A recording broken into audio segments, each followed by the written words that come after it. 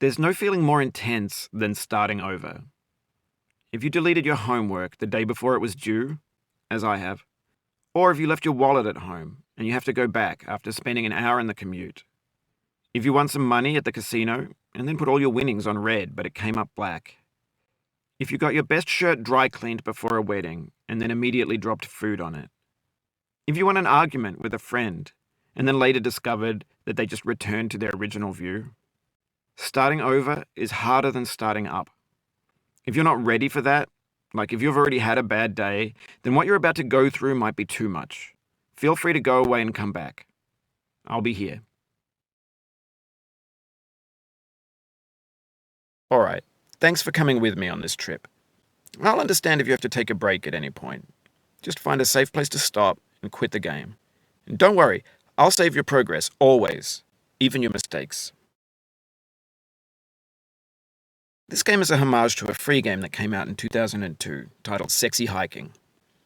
The author of that game was Jazzuo, a mysterious Czech designer who was known at the time as the father of B games. And B games are rough assemblages of found objects. Designers slap them together very quickly and freely, and they're often too rough and unfriendly to gain much of a following. They're built more for the joy of building them than as polished products. In a certain way, Sexy Hiking is the perfect embodiment of a B game.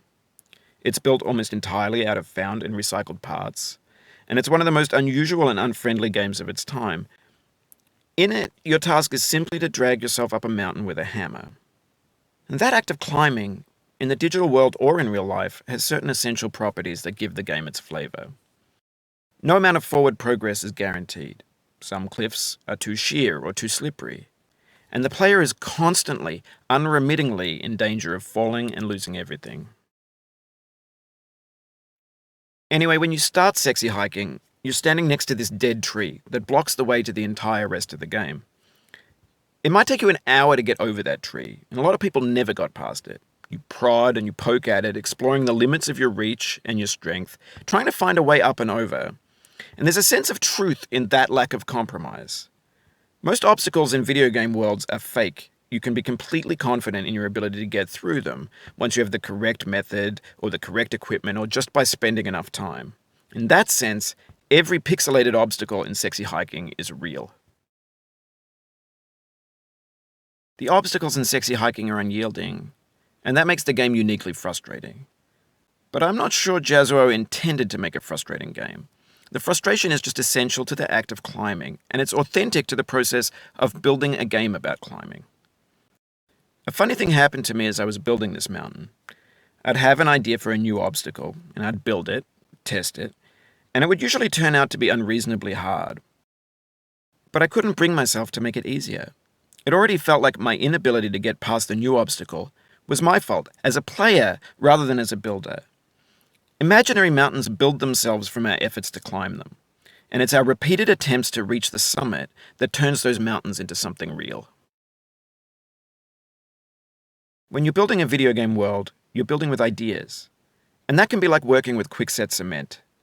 You mold your ideas into a certain shape that can be played with, and in the process of playing with them, they begin to harden and set until they're immutable, like rock. And at that point, you can't change the world. Not without breaking it into pieces and starting fresh with new ideas.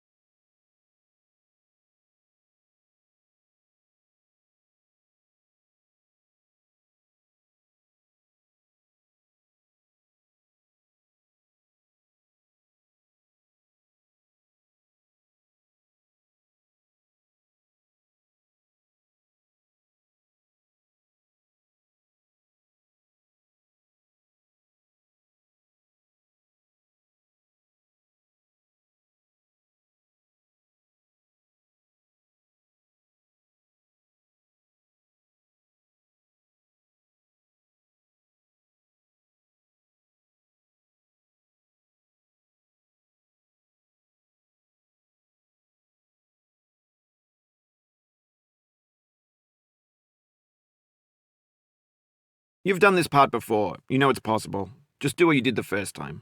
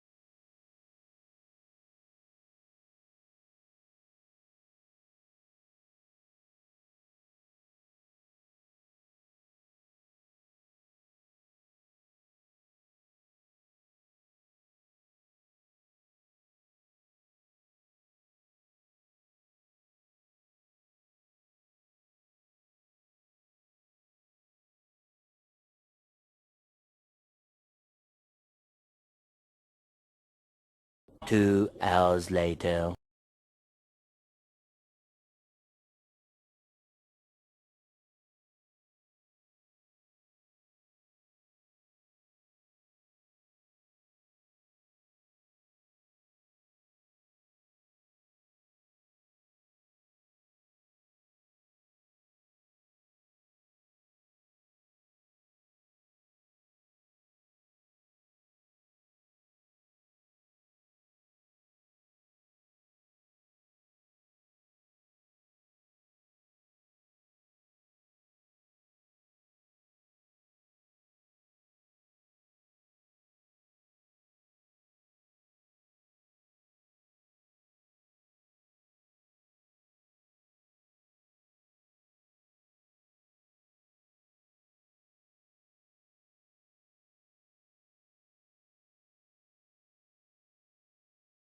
Many months later. For years now, people have been predicting that games would soon be made out of prefabricated objects, bought in a store and assembled into a world. And for the most part, that hasn't happened, because the objects in the stores are trash. I don't mean they look bad or that they're badly made, although a lot of them are. I mean they're trash in the way that food becomes trash as soon as you put it in the sink. Things are made to be consumed and used in a certain context, and once the moment is gone, they transform into garbage. In the context of technology, those moments pass by in seconds. Over time, we've poured more and more refuse into this vast digital landfill that we call the internet. It now vastly outnumbers and outweighs the things that are fresh and untainted and unused. When everything around us is cultural trash, trash becomes the new medium, the lingua franca of the digital age. And you can build culture out of trash. But only trash culture. B games, B movies, B music, B philosophy. And maybe this is what digital culture is. A monstrous mountain of trash, the ash heap of creativity's fountain. A landfill with everything we ever thought of in it. Grand, infinite, and unsorted. There's 3D models of breakfast, Gen X's fanfic novels, magazines, green...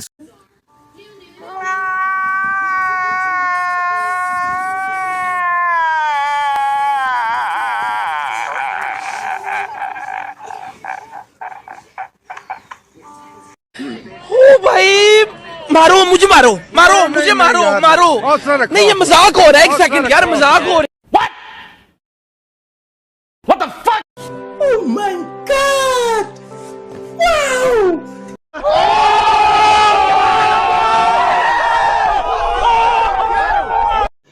रुको जरा सबर करो